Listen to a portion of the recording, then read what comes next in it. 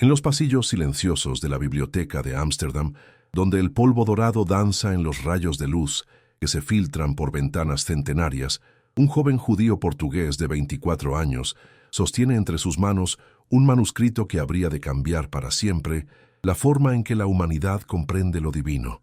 Baruch Spinoza no lo sabe aún, pero las palabras que está escribiendo en esa tarde de 1656 resonarán como un terremoto silencioso a través de los siglos, desmoronando certezas que parecían eternas y plantando semillas de dudas que ninguna autoridad religiosa podrá erradicar jamás. ¿Acaso no es paradójico que las verdades más profundas nazcan precisamente en el momento en que todo parece perdido? ¿No será que la luz más intensa surge desde las tinieblas más densas? El aire de la biblioteca está cargado de una tensión invisible, como si las propias palabras que Spinoza traza sobre el papel desprendieran una energía capaz de alterar el orden establecido. Sus dedos manchados de tinta se mueven con la precisión de un cirujano que está realizando una operación vital, pero también con la delicadeza de quien sabe que está tocando lo sagrado. En este momento, desde cualquier rincón del mundo donde ahora mismo alguien está siguiendo estas reflexiones, desde Buenos Aires donde son las 3 de la madrugada y la ciudad duerme bajo un manto de estrellas, desde Madrid donde el sol del mediodía ilumina plazas centenarias, desde Ciudad de México donde el atardecer pinta de oro los edificios coloniales, la misma pregunta resuena como un eco eterno. ¿Qué sucede cuando la razón humana se atreve a cuestionar lo que durante siglos se ha considerado incuestionable? Te invito a que, desde donde sea que estés leyendo estas líneas, escribas en los comentarios tu ciudad, tu país, la hora que marca tu reloj en este instante, y compartas esta reflexión con alguien cercano, con el deseo profundo de que las bendiciones alcancen a su familia, porque hay verdades que solo cobran sentido cuando se comparten, cuando se multiplican como ondas en un estanque infinito. Spinoza conoce el peso de lo que está haciendo. Su comunidad, la sinagoga portuguesa de Ámsterdam, ya ha comenzado a susurrar su nombre con una mezcla de respeto y terror. ¿No es acaso significativo que las revoluciones más profundas del pensamiento humano comiencen siempre con un susurro, con una duda aparentemente insignificante que después se convierte en un rugido capaz de derribar imperios espirituales? En las páginas que tiene frente a sí, Spinoza está desvelando algo que la humanidad ha intuido durante milenios, pero que nunca se había atrevido a formular con tanta claridad: que Dios y la naturaleza son una sola cosa, que lo divino no es un ser personal que gobierna desde las alturas, sino la sustancia misma de todo lo que existe, la fuerza inmanente que late en cada átomo, en cada pensamiento, en cada lágrima de alegría o de dolor que jamás ha rodado por un rostro humano. ¿Pero qué significa realmente esta revelación? ¿Por qué habría de estremecer tanto a las autoridades religiosas una idea que en apariencia podría considerarse incluso más reverente hacia lo divino que las concepciones tradicionales? La respuesta se encuentra en las implicaciones devastadoras que esta perspectiva tiene para todo el edificio del poder religioso. Si Dios no es un ser separado del mundo, si no gobierna desde un trono celestial dictando leyes morales a través de intermediarios humanos, entonces, ¿qué autoridad pueden reclamar los sacerdotes, los rabinos, los teólogos que han construido sus imperios sobre la premisa de ser los únicos intérpretes de la voluntad divina? ¿No será que toda jerarquía religiosa se sostiene sobre la idea de que existe una distancia insalvable entre lo humano y lo divino, una distancia que solo ellos pueden tender como puente? En la soledad de esa biblioteca, Spinoza está dinamitando los cimientos mismos de la religión organizada, pero no lo hace desde el ateísmo ni desde la rebelión ciega, sino desde una religiosidad tan profunda que resulta revolucionaria. Su concepto de Deus sive natura, Dios, o sea, la naturaleza, no niega lo sagrado, sino que lo encuentra en cada partícula de realidad, en cada ley física, en cada impulso de la vida que se despliega eternamente. ¿Acaso no es más sublime pensar que lo divino no está ausente del mundo esperando ser adorado, sino que es el mundo mismo en su totalidad infinita? ¿No resulta más consolador saber que nunca estamos separados de Dios porque somos expresiones de su ser mismo? Pero las implicaciones no se detienen ahí. Si la naturaleza humana forma parte de la naturaleza divina, Si nuestros pensamientos y emociones son modos de ser de la sustancia infinita, entonces la culpa, el pecado, la condena eterna pierden su sentido tradicional. ¿Cómo puede ser pecaminoso aquello que es expresión necesaria de la perfección divina? ¿Cómo puede Dios condenarse a sí mismo en alguna de sus manifestaciones? Esta lógica implacable que Spinoza despliega línea tras línea es lo que realmente aterroriza a las instituciones religiosas. No que niegue a Dios, sino que lo encuentra donde ellas han enseñado que no puede estar, eliminando así la necesidad de intermediarios, de salvación externa, de temor como herramienta de control. El joven filósofo comprende que está cruzando una línea invisible, pero definitiva. Su educación judía, rigurosa y profunda, le ha proporcionado las herramientas conceptuales para llegar hasta aquí, pero también le ha mostrado cuán peligrosas pueden ser estas ideas para quienes han basado su autoridad en el monopolio de lo sagrado. ¿No es irónico que sea precisamente la tradición que lo formó la que ahora se convierte en su principal opositora? ¿No será que toda auténtica búsqueda espiritual debe en algún momento traicionar las formas que la engendraron para alcanzar su propia verdad? Mientras escribe, Spinoza puede casi escuchar el rumor que sus ideas van a generar. Puede imaginar las reuniones secretas en las que los líderes de su comunidad discutirán qué hacer con este joven que se ha vuelto demasiado peligroso para ser ignorado. Puede anticipar la excomunión que se acerca como una tormenta inevitable, pero también sabe que hay verdades que deben ser dichas aunque cuesten todo lo que uno posee. ¿No es precisamente en estos momentos de máximo riesgo cuando el alma humana demuestra su verdadera naturaleza? ¿No será que el coraje de pensar libremente es la única forma auténtica de honrar a ese Dios que él está redefiniendo? Las consecuencias de sus reflexiones se extienden mucho más allá de la teología. Si Dios es la naturaleza misma, entonces el estudio de la naturaleza se convierte en una forma de contemplación divina. La ciencia no es enemiga de la religión, sino su expresión más pura. Cada descubrimiento sobre el funcionamiento del universo es una revelación sobre el ser de Dios. ¿No resulta entonces profundamente religioso el trabajo de un Galileo que descubre las lunas de Júpiter, o de un Harvey que describe la circulación de la sangre? ¿No será que los verdaderos herejes son aquellos que limitan a Dios a los confines de sus dogmas, mientras que los auténticos creyentes son quienes lo buscan en la infinitud de su manifestación natural? Esta perspectiva revoluciona también la comprensión de la moral y la política. Si todos los seres humanos son expresiones de la misma sustancia divina, entonces la igualdad no es solo un ideal político, sino una verdad metafísica. ¿Cómo puede un hombre considerarse superior a otro si ambos son modos igualmente necesarios del ser infinito? ¿Cómo puede justificarse la opresión de unos por otros si todos participan de la misma esencia divina? Las implicaciones sociales de la filosofía espinociana son tan radicales como sus implicaciones teológicas, y quizás por eso resulta doblemente amenazante para los poderes establecidos. Pero hay algo aún más profundo en lo que Spinoza está desvelando. Su sistema filosófico no se limita a redefinir conceptos abstractos, sino que propone una transformación completa de la experiencia humana. Si comprendemos verdaderamente que somos parte de Dios, que nuestros pensamientos participan del pensamiento infinito, que nuestras emociones son aspectos del amor y la alegría cósmicos, entonces la vida adquiere una dimensión de beatitud que ninguna promesa de salvación ultraterrena puede igualar. ¿No es más consolador saber que ya estamos en el cielo, que ya somos eternos, que ya poseemos todo lo que podríamos desear, aunque no sepamos reconocerlo?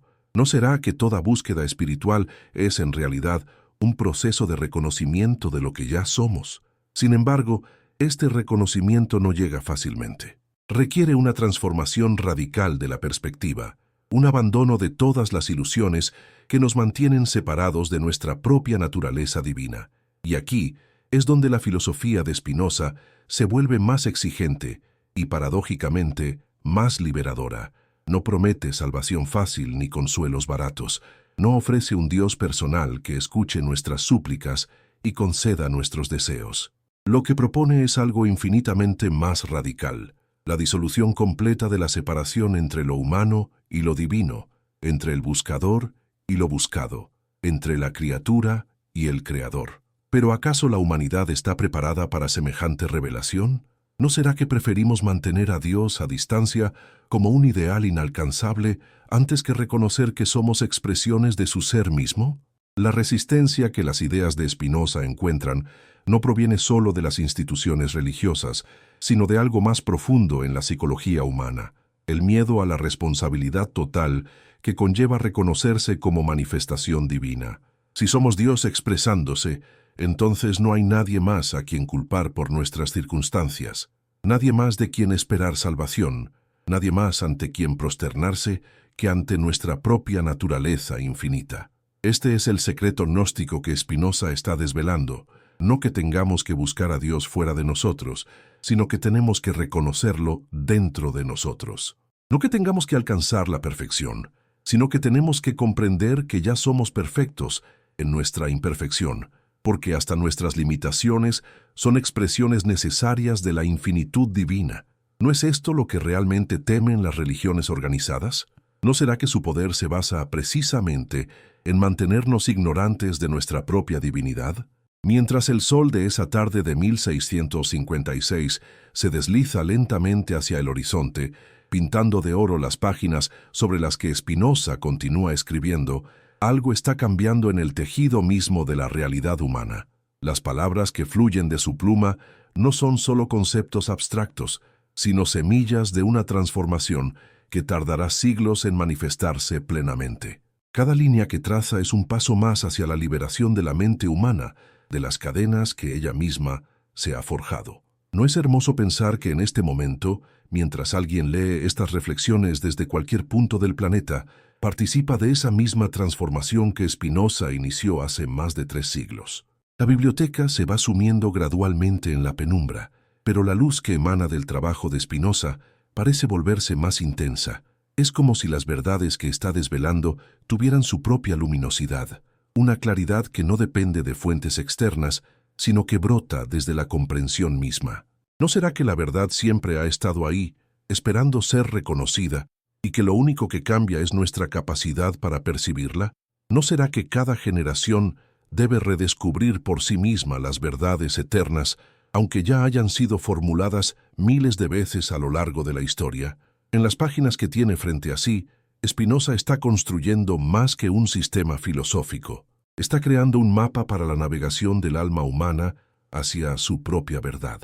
Cada proposición, cada demostración, cada escolio es una indicación precisa sobre cómo liberarse de las ilusiones que nos mantienen prisioneros de nuestros propios miedos.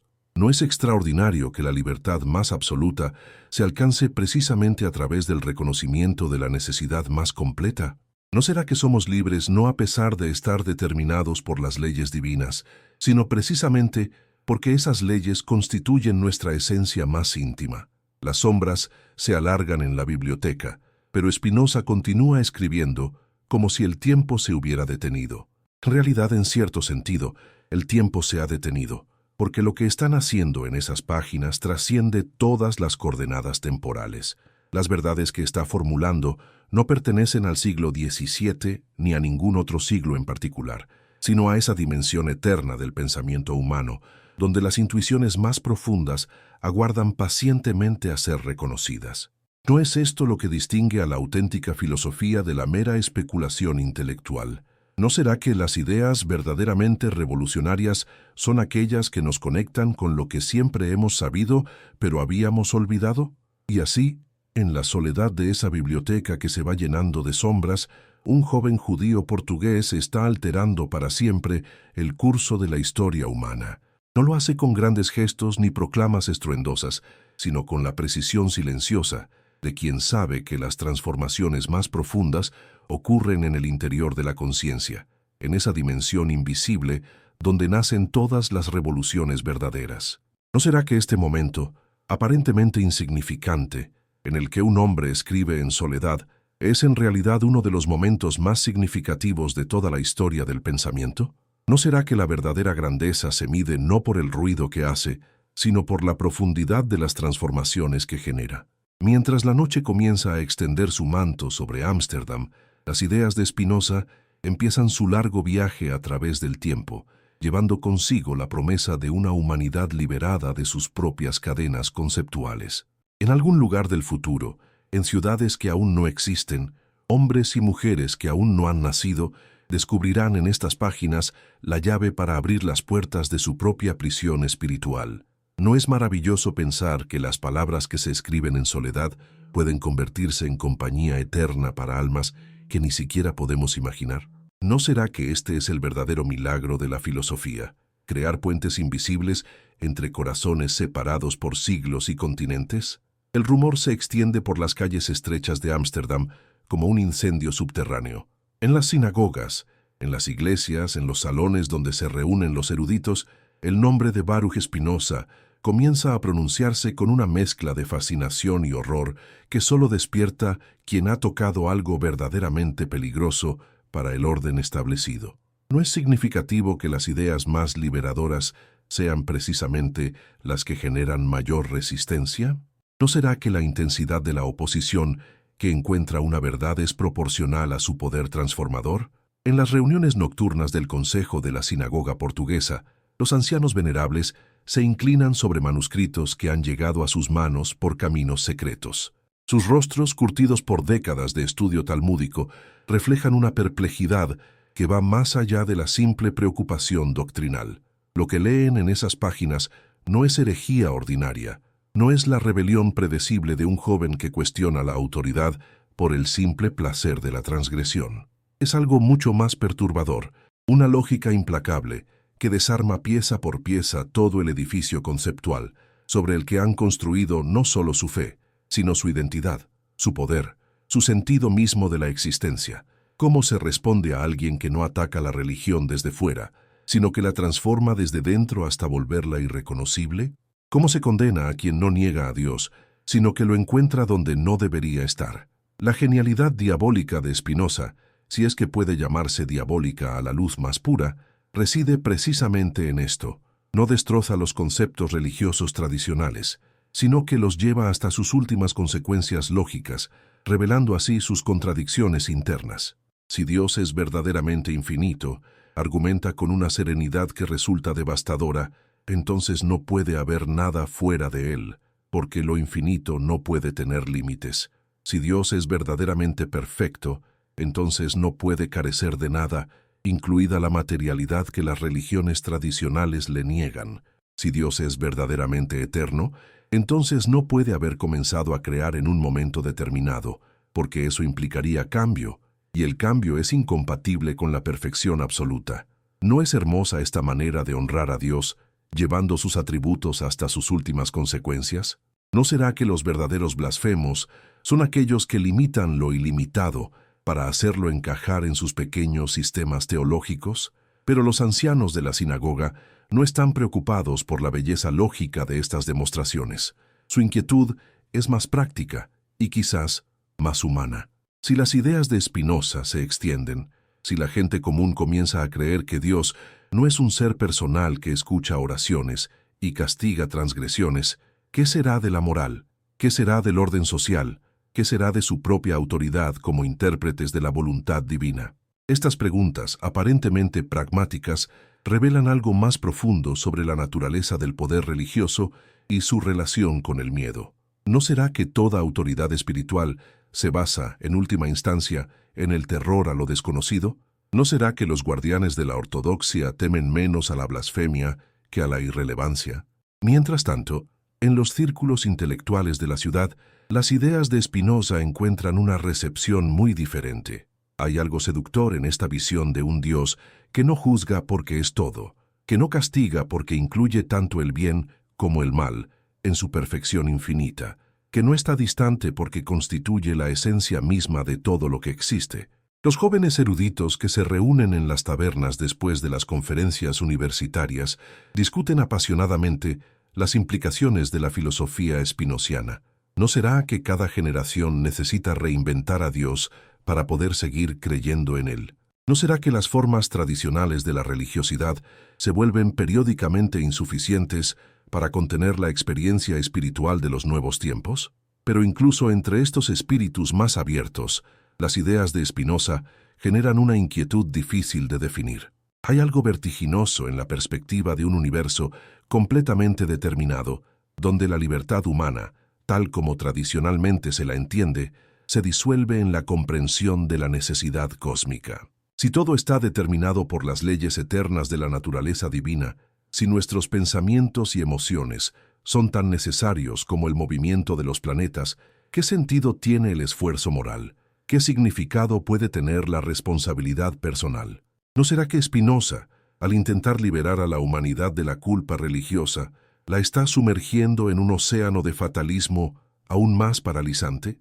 Estas objeciones, sin embargo, revelan una comprensión superficial de lo que Spinoza está proponiendo. Su determinismo no es una negación de la libertad humana, sino una redefinición radical de lo que significa ser libre. Para él, la libertad no consiste en la capacidad de elegir arbitrariamente entre alternativas, sino en la comprensión clara de las fuerzas que nos determinan. Somos libres no cuando escapamos de la necesidad, sino cuando la comprendemos tan profundamente que nos identificamos con ella. ¿No es más liberador saber que nuestras acciones brotan de la lógica interna de nuestro ser que imaginar que surgen del capricho de una voluntad desconectada de toda razón? ¿No será que la verdadera esclavitud consiste precisamente en creer que somos libres cuando en realidad estamos dominados por fuerzas que no comprendemos? Esta concepción paradójica de la libertad es quizás el aspecto más revolucionario y más difícil de asimilar de toda la filosofía espinociana. Requiere un abandono completo de las ilusiones consoladoras que la humanidad ha cultivado durante milenios. Exige que reconozcamos que no somos los amos de nuestro destino en el sentido tradicional, pero también revela que somos algo infinitamente más glorioso, expresiones conscientes de la inteligencia cósmica que se comprende a sí misma a través de nosotros. No es más digno ser un pensamiento de Dios que un ser separado de Él. ¿No es más consolador saber que nuestras alegrías y nuestros dolores participan de la vida infinita que imaginar que somos átomos aislados perdidos en un universo indiferente? Pero el precio de esta consolación cósmica es alto.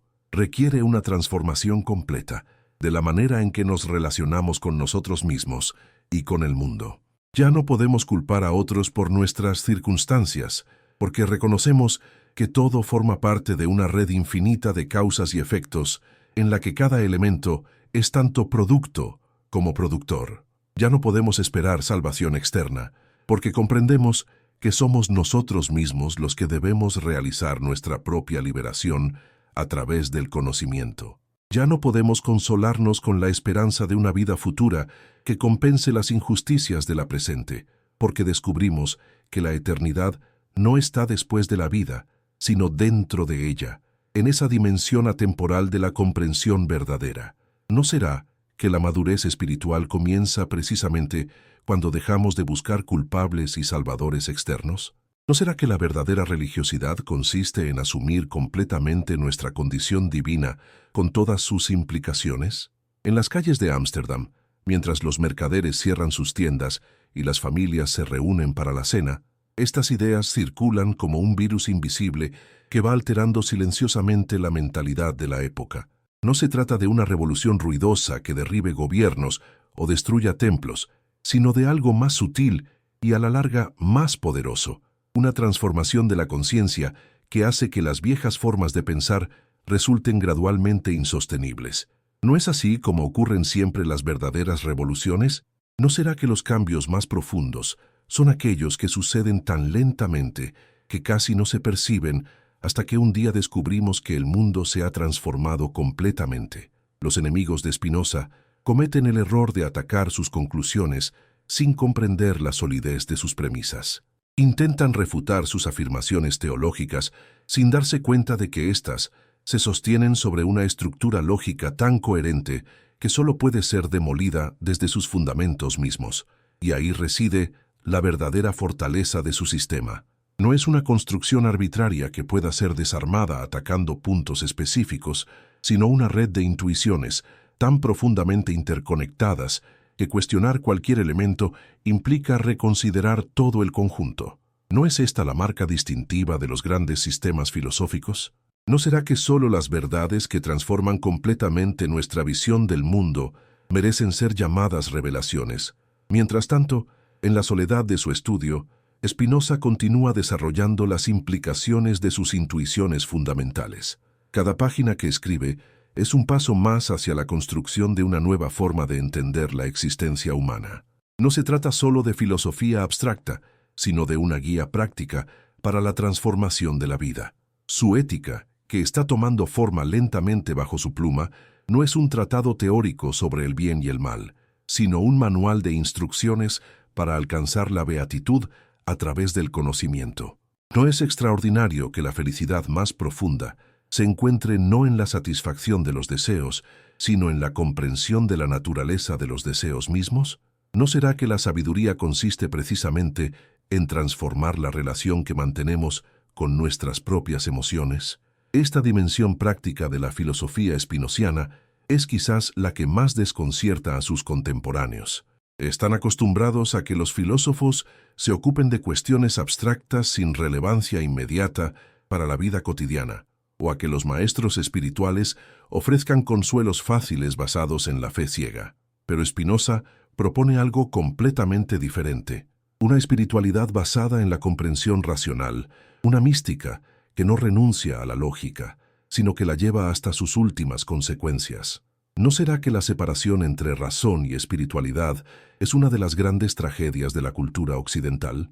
¿No será que la verdadera iluminación consiste precisamente en reconocer que el pensamiento más riguroso y la experiencia más sagrada son aspectos de una misma realidad? En las páginas de la Ética, Spinoza está demostrando geométricamente proposiciones que tradicionalmente han sido objeto de fe o de intuición mística. Prueba con la misma precisión con que se demuestra un teorema de Euclides que la beatitud suprema consiste en el amor intelectual de Dios, que este amor es eterno porque participa de la eternidad misma del objeto amado, que nosotros somos tanto más perfectos cuanto más comprendemos nuestra participación en la perfección infinita. ¿No es hermoso que las verdades más sublimes puedan ser demostradas con el mismo rigor que las verdades matemáticas? ¿No será que la belleza de la lógica y la lógica de la belleza son expresiones diferentes de una misma armonía cósmica? Pero esta aproximación geométrica a los problemas espirituales no significa frialdad emocional. Al contrario, Spinoza está revelando que las emociones más profundas nacen precisamente de la comprensión más clara. El amor que sentimos cuando comprendemos verdaderamente nuestra naturaleza divina es infinitamente más intenso que cualquier pasión basada en la ignorancia o la ilusión. La alegría que acompaña al conocimiento verdadero es cualitativamente diferente de los placeres ordinarios porque no depende de circunstancias externas, sino que brota de la esencia misma de nuestro ser. ¿No será que hemos confundido la intensidad con la profundidad y que las emociones más superficiales son precisamente las que se experimentan con mayor violencia? ¿No será que la serenidad suprema es compatible con la pasión más intensa cuando esta pasión tiene por objeto la verdad misma? Los críticos de Spinoza no comprenden que su aparente intelectualismo es, en realidad, la forma más radical de misticismo. Al identificar a Dios con la totalidad de lo real, está convirtiendo cada acto de conocimiento en un acto de comunión divina. Al mostrar que somos modos del pensamiento infinito, está revelando que nuestras ideas más claras son literalmente pensamientos de Dios, pensándose a sí mismo a través de nosotros. Al demostrar que la comprensión verdadera es eterna, está abriendo las puertas de la inmortalidad no como promesa futura, sino como realidad presente. ¿No es esto más místico que cualquier éxtasis basado en la ignorancia? ¿No será que la verdadera unión con lo divino se alcanza no perdiendo la razón, sino llevándola hasta su máxima perfección? Esta identificación entre conocimiento y beatitud es quizás el núcleo más íntimo de toda la filosofía espinociana.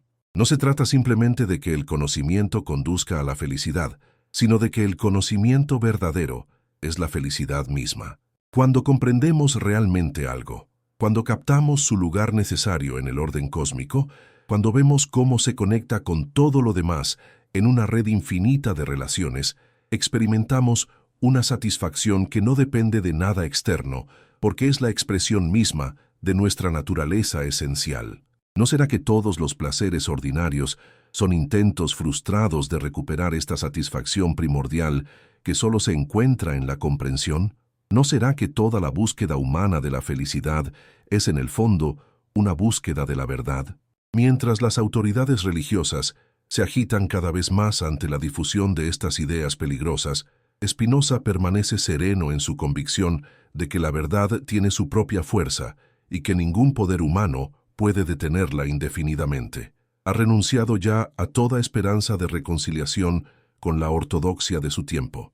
Sabe que el precio de la honestidad intelectual será el ostracismo, la persecución, quizás incluso el peligro físico, pero también sabe que hay cosas más importantes que la comodidad personal, que hay verdades que valen cualquier sacrificio, que hay momentos en la historia en los que un individuo debe elegir entre la seguridad de la conformidad y la aventura peligrosa del pensamiento libre. ¿No será que estos momentos de decisión radical son los que definen realmente el valor de una vida humana? ¿No será que la posteridad juzga a cada época no por sus logros materiales, sino por el coraje con que algunos de sus miembros se atrevieron a pensar lo impensable? La excomunión se acerca como una tormenta inevitable, pero Spinoza la ve venir con una tranquilidad que desconcierta incluso a sus enemigos. No es la tranquilidad del estoico que se resigna a lo inevitable, sino la serenidad de quien ha comprendido que su identidad más profunda no depende del reconocimiento externo. Si es verdad que somos modos del ser infinito, entonces ninguna institución humana puede separarnos realmente de nuestra fuente. Si es verdad que participamos del pensamiento eterno, entonces ninguna excomunión temporal puede afectar nuestra comunión esencial con lo divino. ¿No será que la verdadera comunidad espiritual trasciende todas las organizaciones humanas? ¿No será que pertenecemos más profundamente a aquellos que comparten nuestras intuiciones fundamentales, aunque estén separados de nosotros por siglos y continentes, que a aquellos que comparten meramente nuestras circunstancias externas? En las últimas semanas, antes de la excomunión formal, algo extraordinario sucede en la mente de Spinoza. La perspectiva de perder todo lo que ha conocido como seguridad externa, lejos de aterrorizarlo, lo libera para explorar dimensiones aún más profundas de su pensamiento. Es como si la inminencia de la ruptura definitiva con su pasado lo obligara a encontrar en sí mismo recursos que ni siquiera sabía que poseía. Las páginas que escribe durante este periodo tienen una intensidad y una claridad que superan incluso sus trabajos anteriores. ¿No será que las crisis más profundas liberan en nosotros fuerzas creativas que permanecen dormidas en los periodos de estabilidad? ¿No será que necesitamos perder lo que creíamos esencial para descubrir lo que realmente es esencial? La noche antes de la excomunión, Spinoza permanece despierto en su estudio, no por ansiedad, sino por una extraña exaltación que lo mantiene alerta. Siente que está a punto de cruzar un umbral invisible, de pasar de una forma de existencia a otra completamente diferente. Mañana, cuando los ancianos de la sinagoga pronuncien las palabras rituales que lo separarán formalmente de su comunidad, nacerá una nueva forma de ser judío, una nueva forma de ser religioso, una nueva forma de ser humano. ¿No es paradójico que los actos destinados a destruir una vocación a menudo la confirmen de la manera más radical? ¿No será que los verdaderos profetas son siempre aquellos que son rechazados por las instituciones que deberían reconocerlos? En estas horas de vigilia solitaria, Spinoza comprende con una claridad cristalina que su destino personal es inseparable del destino de las ideas que ha desencadenado. No se trata ya de Baruch Spinoza como individuo, sino de algo más grande que ha encontrado en él un vehículo temporal para manifestarse en el mundo. Las verdades que ha descubierto no le pertenecen realmente. Él es solo el instrumento a través del cual la razón eterna se revela a una época que está preparándose, sin saberlo para recibirlas. ¿No será que todos los grandes filósofos son, en este sentido, médiums de la inteligencia cósmica? ¿No será que lo que llamamos genio personal es en realidad la capacidad de volverse transparente a verdades que trascienden la individualidad? Con la primera luz del alba, mientras Ámsterdam despierta a un nuevo día que será también el primer día de su nueva existencia, Spinoza siente una extraña gratitud hacia aquellos que están a punto de excomunicarlo. Sin darse cuenta, le están ofreciendo el regalo más precioso que puede recibir un filósofo auténtico: La libertad completa para pensar sin restricciones, la oportunidad de explorar las consecuencias últimas de sus intuiciones, sin tener que preocuparse por la compatibilidad con ortodoxias establecidas. ¿No será que los perseguidores de la verdad son, paradójicamente, sus colaboradores involuntarios? ¿No será que la resistencia que encuentra una idea es proporcional a su poder liberador? El sol se alza sobre los canales de Ámsterdam, y con él se alza una nueva era en la historia del pensamiento humano. Baruch Spinoza se prepara para convertirse en el judío más universal que jamás haya existido, en el hereje más ortodoxo, en el ateo más religioso. Su excomunión será su verdadera ordenación, su exilio su llegada a casa, su derrota aparente su victoria definitiva. ¿No será que los momentos más trágicos de la historia personal son a menudo los más fecundos para la historia universal? ¿No será que lo que parece un final es siempre, para quienes saben verlo, un comienzo? La excomunión de Baruch Spinoza, el 27 de julio de 1656, no fue simplemente un acto disciplinario de una comunidad religiosa protegiendo su ortodoxia.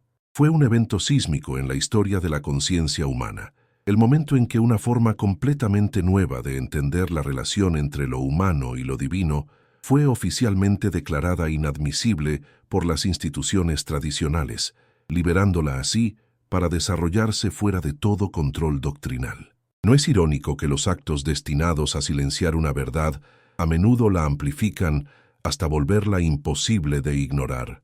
¿No será que la persecución es, paradójicamente, una de las formas más eficaces de propaganda?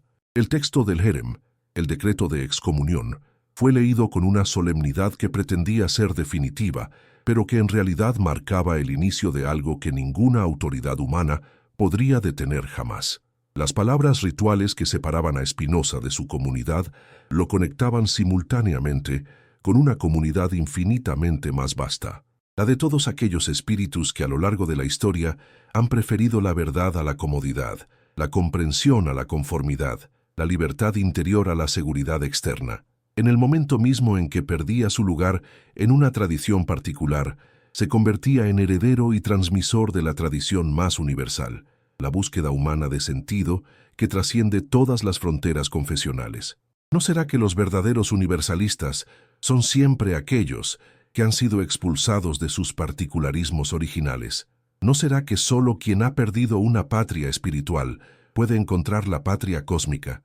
Pero la excomunión de Spinoza fue algo más que un episodio biográfico.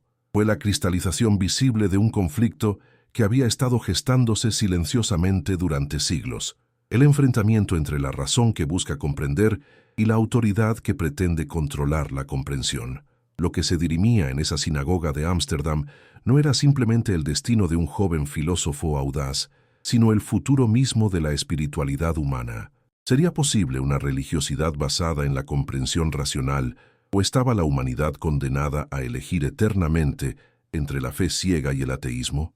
¿Podía lo sagrado sobrevivir al escrutinio de la razón, o era necesario mantenerlo en una zona de sombra intelectual para preservar su poder? ¿No será que estas preguntas siguen siendo las más urgentes de nuestro tiempo? ¿No será que cada generación debe responderlas de nuevo por sí misma?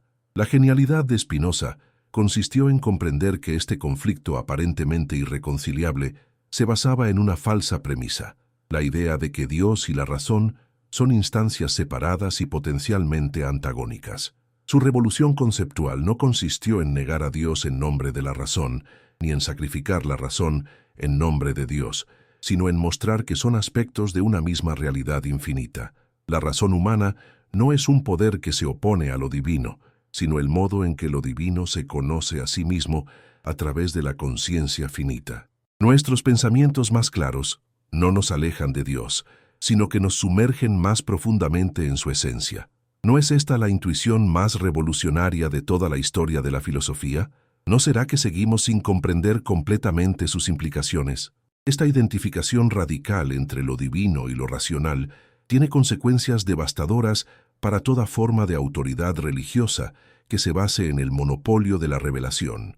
Si Dios se revela a través de la razón humana cuando ésta funciona correctamente, entonces cualquier persona capaz de pensar con claridad tiene acceso directo a la verdad divina. No se necesitan intermediarios, no se requieren sacerdotes, no son indispensables instituciones que traduzcan la voluntad divina para el entendimiento común. ¿No es esto lo que realmente aterroriza a las jerarquías religiosas? ¿No será que su poder se basa precisamente en mantener artificial la separación entre lo humano y lo divino? Pero las implicaciones van mucho más allá de la crítica institucional. Si la razón es divina, entonces el estudio riguroso de cualquier aspecto de la realidad se convierte en una forma de contemplación sagrada.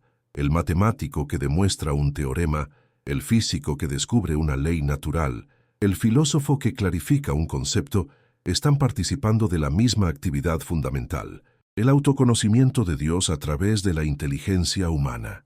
¿No es esta una perspectiva infinitamente más noble de la actividad intelectual que su reducción a mero instrumento de dominio técnico? ¿No será que hemos perdido la dimensión sagrada del conocimiento porque hemos olvidado esta intuición spinociana fundamental? Sin embargo, esta sacralización de la razón no implica una racionalización de lo sagrado en el sentido reductivo del término. Spinoza no está convirtiendo a Dios en una abstracción lógica, sino mostrando que la lógica misma es una manifestación de la vida divina. No está reduciendo lo infinito a lo finito, sino revelando la infinitud que se oculta en lo finito. No está explicando lo misterioso, sino mostrando que la explicación misma es misteriosa. ¿No será que el verdadero misterio no reside en lo incomprensible, sino en el hecho mismo de que haya comprensión? ¿No será que lo más asombroso no es que existan cosas que no podemos entender, sino que existan cosas que sí podemos entender? Esta perspectiva transforma radicalmente nuestra relación con el conocimiento científico. En lugar de ver la ciencia como una empresa secular que nada tiene que ver con la espiritualidad, la filosofía spinociana la revela como la forma más rigurosa de práctica contemplativa. Cada ecuación que describe el comportamiento de la materia es una oración que expresa la armonía cósmica. Cada experimento que revela los secretos de la naturaleza es un ritual que nos conecta más íntimamente con la sustancia divina. Cada teoría que unifica fenómenos aparentemente dispares es una teofanía que nos muestra cómo la multiplicidad aparente surge de la unidad fundamental.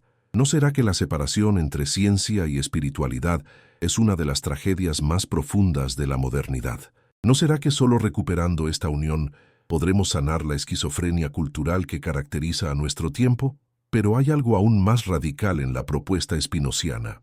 Si somos verdaderamente modos del ser divino, si nuestros pensamientos son literalmente pensamientos de Dios, entonces la comprensión que alcanzamos no es simplemente conocimiento sobre la realidad, sino la realidad conociéndose a sí misma a través de nosotros. No somos observadores externos de un universo ajeno, sino el universo haciéndose consciente de sí mismo en puntos particulares de su despliegue infinito. ¿No es esto más asombroso que cualquier mitología tradicional? ¿No será que somos literalmente los ojos con los que el cosmos se contempla, los oídos con los que escucha su propia música, la voz con la que se canta a sí mismo? Esta perspectiva disuelve completamente la alienación moderna que experimenta el ser humano como extraño en un universo indiferente. No estamos perdidos en la inmensidad cósmica, somos la forma en que esa inmensidad se encuentra a sí misma.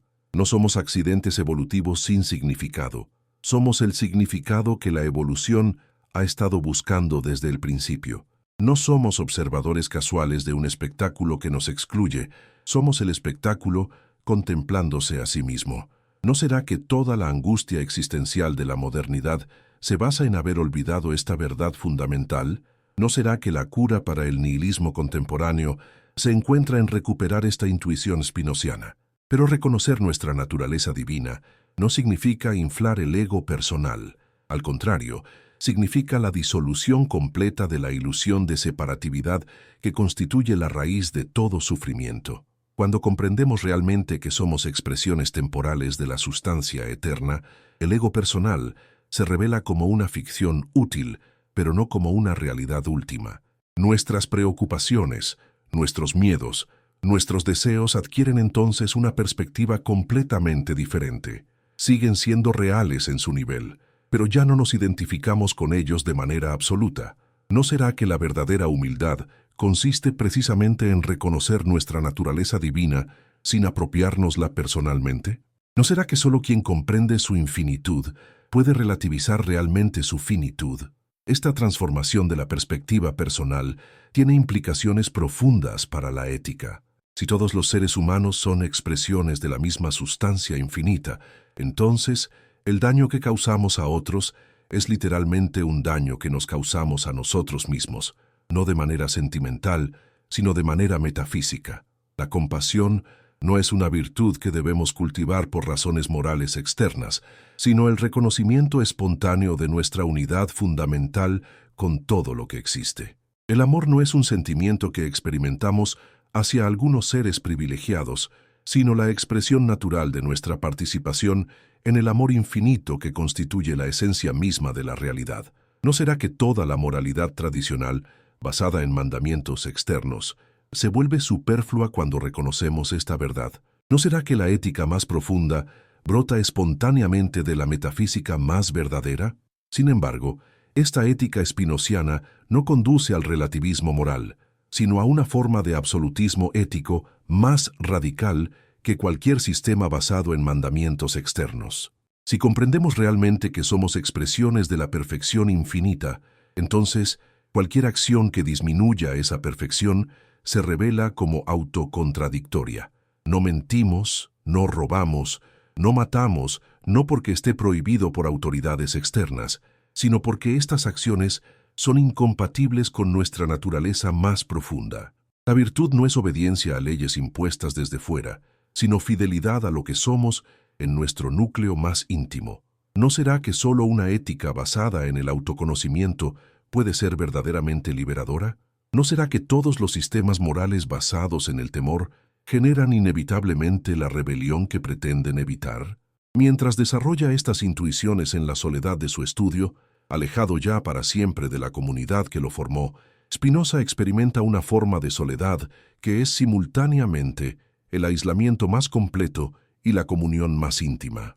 Está solo porque ninguna institución humana puede contener las verdades que ha descubierto, pero está acompañado porque esas verdades lo conectan con la totalidad de lo real de una manera que ninguna pertenencia social podría igualar. ¿No será que la soledad más profunda y la compañía más plena son aspectos de una misma experiencia? ¿No será que solo quien ha aprendido a estar solo consigo mismo puede estar verdaderamente presente con los demás? En las páginas de la ética que continúa escribiendo, con una dedicación que ya no tiene nada de personal, Spinoza está construyendo más que un sistema filosófico. Está creando un mapa detallado del territorio espiritual que se abre cuando la mente humana se libera de todas las ilusiones que la mantienen prisionera de sí misma.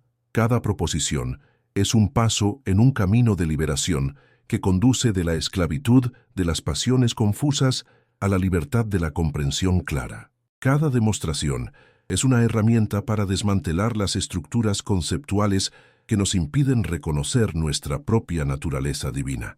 No es extraordinario que la libertad suprema se alcance no mediante la evasión de la necesidad, sino mediante su comprensión completa. ¿No será que somos libres precisamente en la medida en que comprendemos las leyes que nos determinan?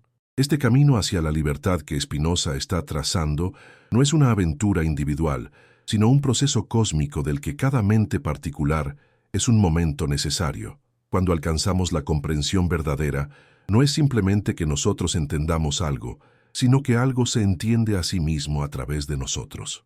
Cuando experimentamos la beatitud del conocimiento, no es simplemente que nosotros seamos felices, sino que la felicidad misma se actualiza en nosotros. Cuando nos liberamos de las ilusiones que nos aprisionan, no es simplemente que nosotros escapemos de la ignorancia, sino que la ignorancia misma es superada en ese punto particular del universo que somos. ¿No será que cada acto individual de comprensión es simultáneamente un evento cósmico? ¿No será que la evolución de la conciencia humana es la forma en que el cosmos se despierta a sí mismo? Esta perspectiva transforma completamente el significado de la vida humana individual. Ya no somos átomos aislados luchando por la supervivencia en un universo hostil, sino células de un organismo infinito participando en su proceso de autoconocimiento. Nuestras alegrías y nuestros dolores, Nuestros descubrimientos y nuestros errores, nuestros amores y nuestros temores adquieren una significación cósmica que trasciende completamente su dimensión personal.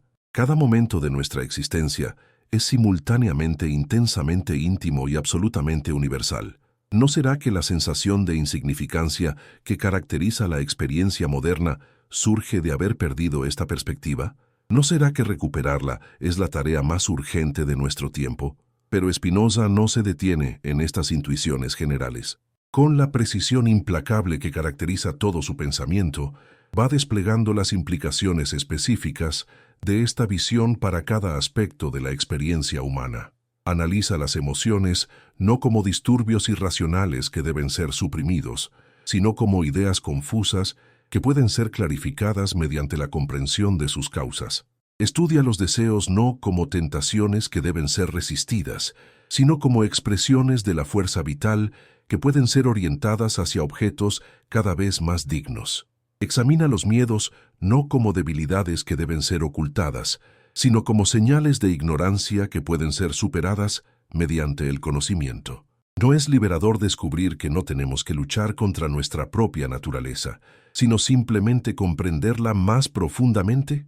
¿No será que toda la violencia que ejercemos contra nosotros mismos surge de malentendidos sobre lo que realmente somos? En el desarrollo de esta psicología filosófica, Spinoza está haciendo algo que ningún pensador antes que él había intentado. Está demostrando geométricamente la estructura de la vida emocional humana. No se contenta con describir los sentimientos o con ofrecer consejos morales sobre cómo manejarlos, sino que revela las leyes necesarias que gobiernan su aparición, su desarrollo y su transformación. Muestra cómo el amor surge necesariamente cuando la mente se conecta con la idea de algo que aumenta su perfección. Demuestra cómo el odio emerge inevitablemente cuando la mente se asocia con la idea de algo que disminuye su poder. Explica cómo la esperanza y el miedo son aspectos de una misma estructura emocional basada en la incertidumbre sobre el futuro. ¿No es extraordinario que el mundo aparentemente caótico de los sentimientos humanos pueda ser comprendido con la misma claridad que las figuras geométricas? ¿No será que las emociones son formas del pensamiento que simplemente no hemos aprendido a leer correctamente? Esta comprensión científica de la vida emocional no conduce a su desvalorización, sino a su sublimación. Cuando entendemos las causas reales de nuestros sentimientos, cuando vemos cómo surgen necesariamente de la interacción entre nuestra naturaleza y las circunstancias externas, dejamos de estar a merced de ellos y comenzamos a participar conscientemente en su generación. Ya no somos víctimas pasivas de estados emocionales que nos suceden sin que sepamos por qué, sino colaboradores activos en la creación de nuestra propia vida afectiva. ¿No será que la madurez emocional consiste precisamente en pasar de la reactividad inconsciente a la creatividad consciente? ¿No será que solo quien comprende las leyes de sus propios sentimientos puede ser verdaderamente libre en el ámbito afectivo? Pero hay algo aún más profundo en la propuesta spinociana. Al mostrar que las emociones son ideas, está revelando que la transformación emocional es inseparable de la transformación intelectual. No podemos cambiar realmente lo que sentimos sin cambiar lo que pensamos, y no podemos cambiar realmente lo que pensamos sin transformar nuestra comprensión fundamental de lo que somos. La terapia más eficaz no es la que manipula síntomas emocionales desde fuera, sino la que conduce a una reorganización completa de la perspectiva desde la cual experimentamos la realidad. ¿No será que todos los problemas psicológicos son, en el fondo, problemas filosóficos mal planteados? ¿No será que la curación más profunda es siempre una forma de despertar intelectual? Esta conexión íntima entre comprensión y transformación emocional es quizás el aspecto más práctico y más revolucionario de toda la filosofía spinociana. No se trata de un sistema abstracto destinado a satisfacer la curiosidad intelectual, sino de una tecnología espiritual precisa para la liberación del sufrimiento humano. Cada proposición de la ética es simultáneamente una verdad teórica y un instrumento práctico. Cada demostración es al mismo tiempo un ejercicio lógico y una práctica contemplativa. Cada definición es tanto una clarificación conceptual como una receta para la transformación personal. ¿No será que la separación entre teoría y práctica es una de las ilusiones más persistentes de la cultura occidental? ¿No será que el pensamiento más abstracto es siempre, para quien lo piensa realmente, la experiencia más concreta? Mientras desarrolla estas ideas en la soledad de su estudio, alejado de las disputas teológicas que siguen agitando a sus contemporáneos, Spinoza va descubriendo dimensiones cada vez más profundas de su propia intuición fundamental. Lo que comenzó como una reflexión sobre la naturaleza de Dios se está convirtiendo en una ciencia completa de la liberación humana. Lo que empezó como una crítica de las supersticiones religiosas se está transformando en una nueva forma de espiritualidad basada enteramente en la comprensión racional. ¿No es así como evoluciona siempre el pensamiento auténtico? ¿No será que las intuiciones más profundas solo revelan gradualmente toda su riqueza a medida que exploramos sus implicaciones? En las páginas que escribe durante estos años de ostracismo creativo, Spinoza está respondiendo implícitamente a todas las objeciones que sus críticos han levantado contra su sistema. A quienes lo acusan de ateísmo, les muestra un Dios más omnipresente que el de cualquier teología tradicional. A quienes lo denuncian como materialista, les revela una materia completamente espiritualizada. A quienes lo condenan como determinista, les demuestra una libertad más radical que la de cualquier doctrina del libre albedrío. A quienes lo temen como destructor de la moral, les ofrece una ética más rigurosa que la de cualquier código basado en mandamientos externos. ¿No será que las acusaciones más violentas contra los innovadores revelan más sobre los temores de los acusadores que sobre las intenciones de los acusados? ¿No será que atacamos con más ferocidad precisamente aquello que intuimos que podría transformarnos más profundamente? Pero Spinoza no escribe para defenderse de sus críticos.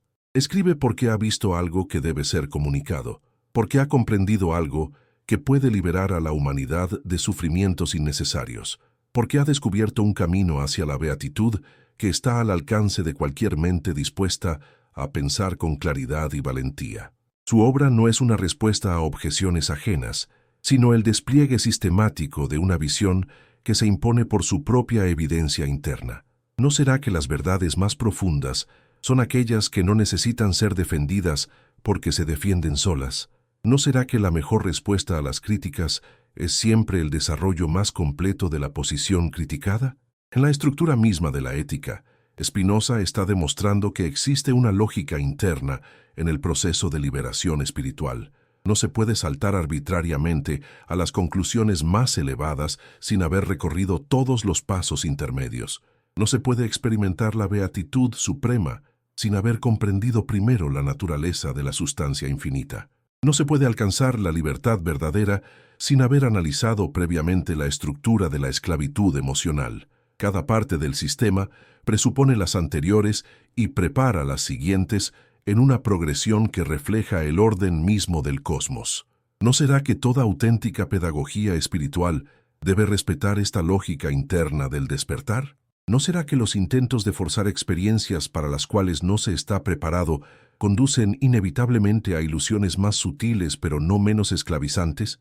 Esta comprensión de la necesidad de un proceso gradual en la liberación espiritual no significa conformidad con el statu quo. Al contrario, significa la certeza de que la transformación es posible y la paciencia para permitir que se desarrolle según su propio ritmo interno.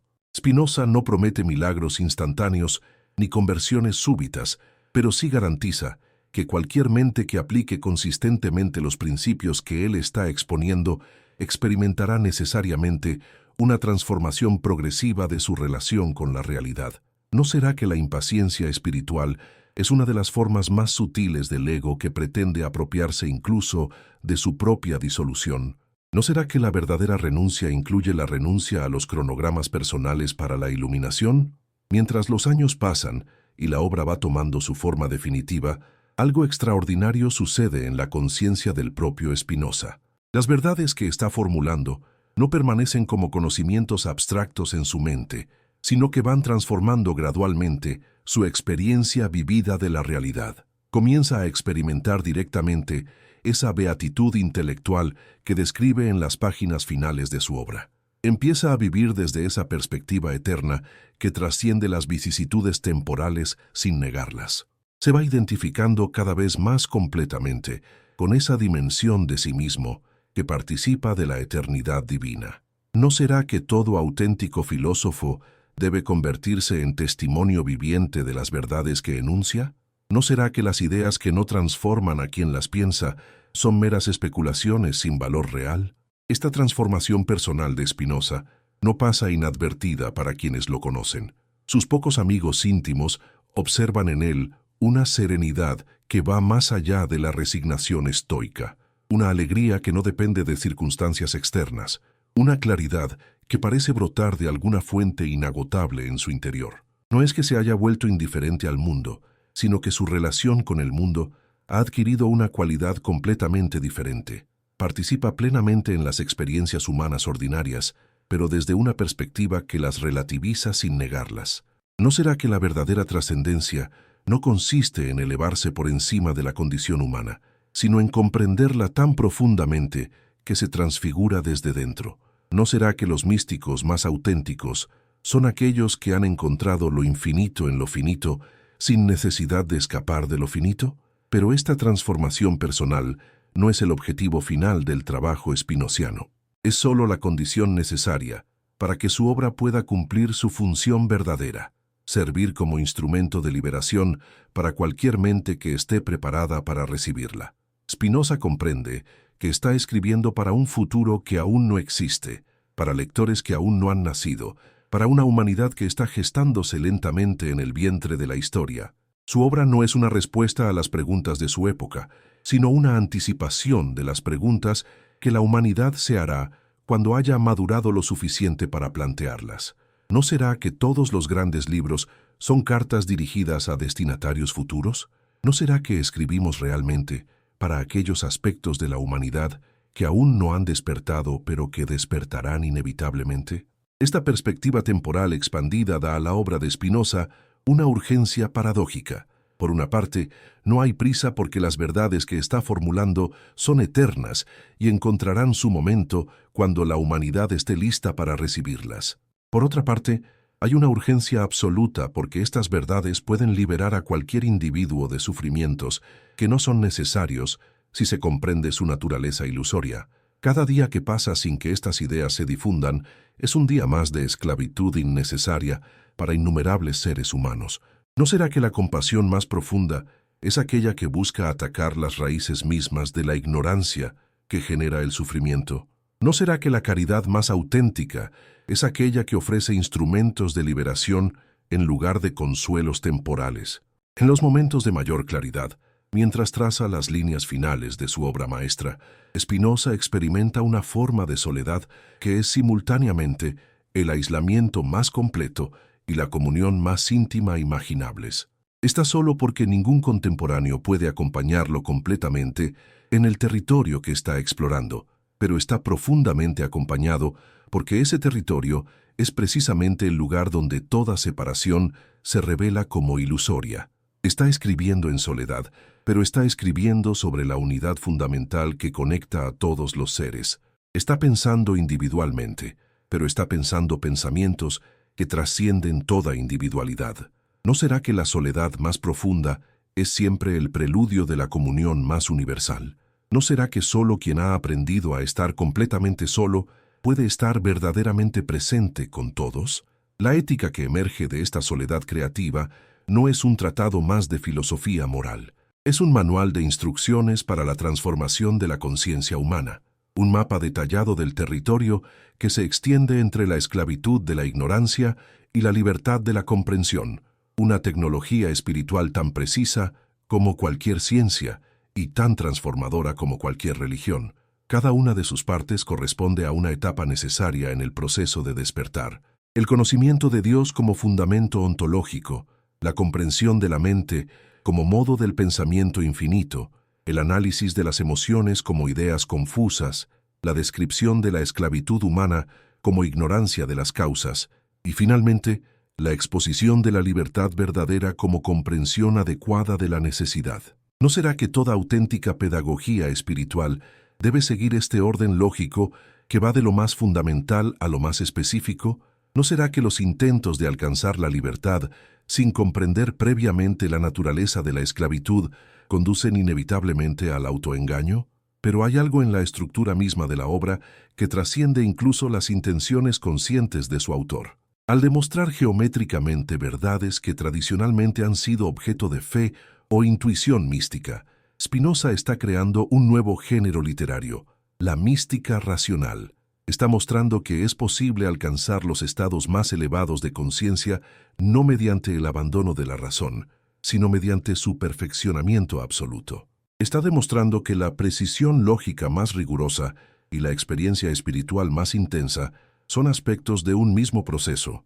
¿No será que la separación entre razón y espiritualidad es una de las divisiones más artificiales y más destructivas de la cultura occidental? ¿No será que solo superando esta división podremos sanar la esquizofrenia que caracteriza a la conciencia moderna? En las páginas finales de la Ética, Spinoza alcanza alturas de claridad conceptual y belleza literaria que rivalizan con los grandes textos místicos de todas las tradiciones.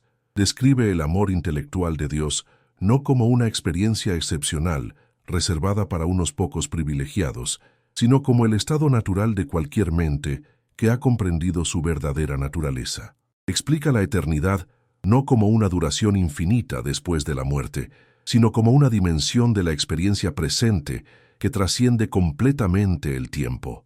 Revela la beatitud no como una recompensa futura por el buen comportamiento, sino como la satisfacción inmediata que acompaña a toda comprensión verdadera. ¿No será que hemos complicado innecesariamente lo que en realidad es muy simple? ¿No será que la felicidad suprema está al alcance de cualquiera que esté dispuesto a pensar con la claridad y el coraje suficientes? Esta simplicidad última de la propuesta espinociana es quizás lo que la hace más difícil de aceptar para mentes acostumbradas a buscar la salvación en complicaciones externas.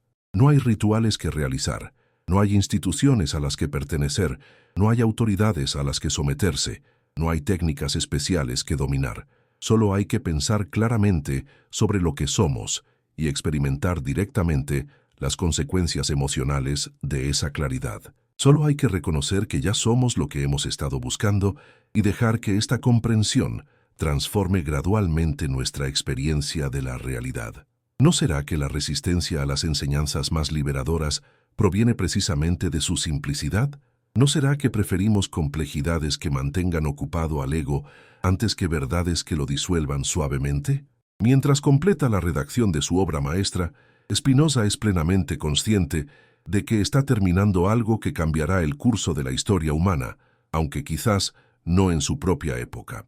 Sabe que las semillas que está plantando germinarán lentamente, que las verdades que está formulando encontrarán resistencia durante generaciones, que las transformaciones que está haciendo posibles se manifestarán gradualmente a lo largo de los siglos. Pero también sabe que ha cumplido su función en el proceso cósmico del despertar de la conciencia. Ha traducido al lenguaje de la razón las intuiciones más profundas de la espiritualidad humana. Ha creado un puente entre el pensamiento y la experiencia, entre la lógica y la mística, entre la filosofía y la religión. ¿No será que cada época produce los instrumentos conceptuales que la humanidad necesitará en la época siguiente? ¿No será que los verdaderos innovadores no trabajan para su presente, sino para el futuro que están ayudando a crear? En la tranquila satisfacción de quien ha completado la tarea que le fue encomendada por la vida misma, Spinoza contempla las páginas finales de la Ética con una mezcla de humildad y asombro. Humildad, porque comprende que él ha sido solo un instrumento a través del cual verdades eternas han encontrado expresión temporal. Asombro porque reconoce que esas verdades, una vez formuladas, adquieren vida propia y comenzarán un viaje que lo trasciende completamente. Su obra ya no le pertenece. Pertenece ahora a esa comunidad invisible de buscadores de la verdad que se extiende a través de todos los tiempos y todos los lugares. ¿No será que el momento más sagrado en la vida de un autor es aquel en que su obra deja de pertenecerle para convertirse en patrimonio de la humanidad? ¿No será que solo cuando renunciamos a la propiedad de nuestras creaciones pueden cumplir realmente su destino? La tarde se alarga en el estudio silencioso, donde Spinoza ha pasado tantos años gestando su visión revolucionaria. Las sombras danzan suavemente sobre las páginas manuscritas que contienen la síntesis más completa, jamás intentada, entre razón y espiritualidad. En algún lugar del futuro, en bibliotecas que aún no existen, mentes que aún no han nacido descubrirán en estas páginas las llaves para abrir las puertas de su propia prisión conceptual. ¿No es hermoso pensar que las palabras escritas en soledad pueden convertirse en compañía eterna para almas que ni siquiera podemos imaginar? ¿No será que este es el verdadero milagro de la comunicación humana? ¿Crear puentes invisibles entre corazones separados por siglos y continentes? Pero la obra de Spinoza no terminará con la última página de la ética. Continuará en cada mente que la lea con verdadera comprensión. Se desarrollará en cada vida que se transforme mediante su aplicación, se multiplicará en cada nuevo intento de formular las verdades eternas en el lenguaje de cada época. La filosofía spinociana no es un sistema cerrado que deba ser repetido mecánicamente, sino un método abierto que debe ser recreado continuamente. ¿No será que las enseñanzas más valiosas son aquellas que nos enseñan a pensar por nosotros mismos en lugar de decirnos qué pensar? ¿No será que el mejor tributo que podemos rendir a los grandes maestros es superar sus formulaciones particulares, manteniendo vivo el espíritu de búsqueda que las inspiró? El manuscrito reposa sobre la mesa de madera desgastada, sus páginas amarillentas por años de trabajo silencioso, y en esa quietud del estudio, donde Spinoza ha completado su obra monumental, algo extraordinario está sucediendo. No es simplemente que un libro haya sido terminado, sino que una nueva forma de conciencia ha sido articulada con tal precisión y belleza que ya nada podrá ser igual después de su aparición en el mundo. ¿No es acaso significativo que las revoluciones más profundas de la historia humana comiencen siempre con la simplicidad de unas páginas escritas en soledad? ¿No será que los momentos más silenciosos son también los más estruendosos en las dimensiones invisibles donde realmente se decide el destino de la humanidad? En este momento, desde cualquier rincón del planeta donde alguien está siguiendo estas reflexiones, desde Sao Paulo, donde son las primeras horas de la mañana y la ciudad despierta entre sirenas y campanas, desde Barcelona, donde el sol del mediodía ilumina las ramblas llenas de vida, desde Lima, donde el atardecer pinta de púrpura las montañas que abrazan la ciudad, la misma pregunta resuena como un eco que atraviesa los siglos. ¿Qué sucede cuando una verdad tan radical, que puede disolver todos los dogmas, encuentra finalmente su expresión perfecta? Te invito a que escribas en los comentarios desde qué ciudad y país nos acompañas en esta reflexión, qué hora marca tu reloj en este instante preciso, y que compartas estas ideas con alguien querido, con el deseo profundo de que las bendiciones alcancen a su familia, porque hay revelaciones que solo cobran su verdadero poder cuando se comparten, cuando se multiplican como ondas de luz en la oscuridad del mundo. Spinoza contempla su obra terminada con la serenidad de quien ha cumplido una misión que lo trasciende completamente. Sabe que estas páginas contienen algo que la humanidad ha estado buscando durante milenios sin saber exactamente qué era. La demostración rigurosa de que lo divino y lo humano, lejos de ser realidades separadas y potencialmente antagónicas, son aspectos de una sola sustancia infinita que se despliega eternamente en formas cada vez más complejas y conscientes. Pero, ¿qué significa realmente haber probado esto geométricamente? ¿Qué implicaciones tiene para el futuro de la espiritualidad humana el hecho de que ahora podamos demostrar, con la misma certeza con que se demuestra un teorema de Euclides, que somos literalmente pensamientos de Dios, pensándose a sí mismo? La respuesta a estas preguntas no se encuentra solo en las consecuencias intelectuales de la filosofía spinociana, sino en su capacidad para transformar la experiencia vivida de cualquiera que la comprenda verdaderamente. No se trata de una doctrina más que deba ser creída o rechazada, sino de una descripción tan precisa de la estructura de la realidad que reconocerla equivale a despertar de un sueño milenario. Cuando comprendemos realmente que nuestra conciencia individual es una modulación temporal de la conciencia cósmica, cuando experimentamos directamente que nuestros pensamientos más íntimos participan del pensamiento infinito, cuando sentimos visceralmente que nuestra existencia finita está enraizada en la existencia eterna, algo fundamental cambia en nosotros de manera irreversible. ¿No será que lo que llamamos conversión espiritual es en realidad el reconocimiento súbito de verdades que siempre habíamos sabido, pero que habíamos olvidado? ¿No será que toda auténtica revelación es un proceso de anamnesis, de recuperación de la memoria cósmica que constituye nuestro núcleo más íntimo? Pero el poder transformador de la ética va mucho más allá de la experiencia individual. En las páginas que Spinoza ha completado, está contenido el germen de una revolución cultural que tardará siglos en manifestarse plenamente. Si es verdad que Dios es la naturaleza misma, entonces el estudio científico del universo se convierte en la forma más directa de contemplación divina. Si es verdad que todos los seres humanos son expresiones de la misma sustancia infinita, entonces la igualdad no es solo un ideal político, sino una verdad metafísica. Si es verdad que la libertad consiste en la comprensión de la necesidad, entonces la educación se convierte en el instrumento más poderoso de liberación social. ¿No estamos viendo ya en nuestro tiempo los primeros frutos de estas semillas plantadas hace más de 3 siglos? ¿No será que la lenta democratización del conocimiento, el desarrollo de la ciencia moderna, la emergencia de los derechos humanos universales son manifestaciones históricas de la lógica interna de la filosofía spinociana? Sin embargo, hay algo aún más profundo y más perturbador en lo que Spinoza ha logrado. Ha demostrado que es posible una espiritualidad completamente adulta, una religiosidad que no requiere la renuncia a la razón ni la sumisión a autoridades externas. Ha mostrado que se puede ser infinitamente más religioso que los religiosos tradicionales, precisamente mediante el rechazo de las formas tradicionales de la religiosidad. Ha probado que se puede amar a Dios con una intensidad que ningún místico convencional ha igualado precisamente mediante la comprensión racional de lo que Dios realmente es. ¿No es esto lo que más aterroriza a las instituciones religiosas establecidas? ¿No será que su poder se basa precisamente en mantener a la humanidad en una minoría de edad espiritual que la filosofía spinociana hace definitivamente insostenible?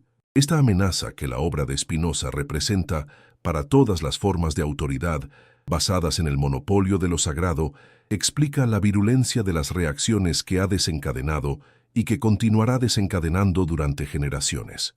No se trata simplemente de que sus ideas sean heterodoxas, sino de que hacen obsoletas las categorías mismas de ortodoxia y heterodoxia. No es que proponga una herejía más sofisticada, sino que disuelve la distinción entre herejía y verdad, revelando que toda auténtica comprensión de lo divino debe ser necesariamente herética respecto a las formulaciones previas. ¿No será que cada generación debe redescubrir a Dios de nuevo y que las formas en las que las generaciones anteriores lo descubrieron se convierten inevitablemente en obstáculos para las generaciones siguientes? ¿No será que la verdadera tradición espiritual no consiste en repetir fórmulas antiguas, sino en recrear continuamente la experiencia viva que esas fórmulas intentaron en su momento comunicar? Mientras la tarde avanza hacia la noche en ese estudio silencioso donde ha nacido una nueva era del pensamiento humano, Spinoza experimenta una forma de paz que trasciende completamente la satisfacción personal. Es la paz de quien ha logrado traducir al lenguaje humano algo que pertenece a dimensiones transpersonales de la realidad. Es la serenidad de quien ha cumplido una función cósmica sin apropiársela individualmente. Es la tranquilidad de quien ha plantado semillas que germinarán mucho después de que él haya desaparecido de la escena temporal. ¿No será que la verdadera realización consiste precisamente en convertirse en un canal transparente a través del cual verdades eternas puedan manifestarse en el tiempo? ¿No será que la inmortalidad más auténtica no es la supervivencia personal después de la muerte, sino la participación consciente en procesos que trascienden completamente la duración individual? En las páginas finales de la Ética, Spinoza ha alcanzado una síntesis tan perfecta entre rigor lógico y elevación espiritual que leerlas produce una experiencia comparable a la contemplación de una gran obra de arte o a la audición de una sinfonía sublime. Cada proposición resuena con armonías que van mucho más allá de su contenido conceptual específico. Cada demostración despliega implicaciones que iluminan no solo el punto particular que está siendo probado, sino la totalidad de la existencia humana. Cada escolio abre perspectivas que conectan los problemas más abstractos de la metafísica con las cuestiones más concretas de la vida cotidiana. ¿No será que las obras verdaderamente clásicas son aquellas que logran esta alquimia milagrosa de transformar ideas en experiencias y conceptos en revelaciones? ¿No será que solo cuando el pensamiento alcanza esta perfección puede cumplir realmente su función liberadora? Pero la perfección formal de la ética no es un fin en sí misma. Es el vehículo necesario para comunicar verdades que de otra manera permanecerían inaccesibles a la comprensión humana ordinaria. Spinoza ha comprendido que las intuiciones más profundas solo pueden ser transmitidas mediante la construcción de estructuras conceptuales tan sólidas y tan bellas que obliguen a la mente a elevarse hasta el nivel donde esas intuiciones se vuelven evidentes. No basta con afirmar que somos uno con Dios. Hay que demostrar paso a paso cómo esta unidad es la única conclusión lógica posible si pensamos con suficiente claridad sobre la naturaleza de la realidad. No es suficiente declarar que la libertad suprema consiste en la comprensión de la necesidad. Hay que construir un camino conceptual tan riguroso que cualquier mente que lo recorra llegue inevitablemente a esta conclusión paradójica. ¿No será que la pedagogía más eficaz es aquella que no impone conclusiones desde fuera, sino que crea las condiciones para que las conclusiones verdaderas emerjan desde dentro? ¿No será que solo las verdades que redescubrimos por nosotros mismos tienen el poder de transformarnos realmente? Esta comprensión de la relación entre forma y contenido, entre método y mensaje, entre lógica y espiritualidad, es quizás la contribución más original de Spinoza a la historia del pensamiento humano.